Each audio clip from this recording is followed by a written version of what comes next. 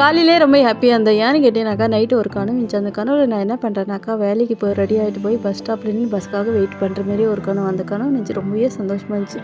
அது வெறும் கனவாக தான் இருக்கும். அது நிஜமா ஆகாதுன்னு எனக்குமே தெரியும். பட் இருந்தாலும் ஒரு சின்ன ஆசை, நம்மளும் எல்லார் மாரி வேலைக்கு போகலான்றது.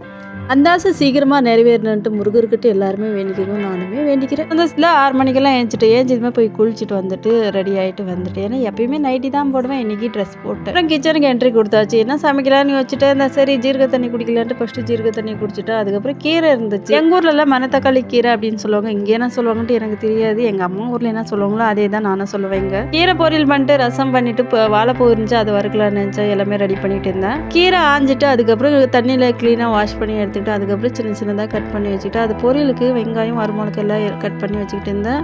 அப்படியே சாப்பாடுக்கு அரிசியும் ஊற வச்சேன். இப்போ கடையில் வாங்கிட்டு வந்த அரிசி அது வந்துட்டு 1 மணி நேரமாவது அரிசி ஊறணும். அப்போ தான் சாப்பாடு நல்லா இருக்கும். இன்னொரு வீடியோவில் பார்க்கலாம். பாய்.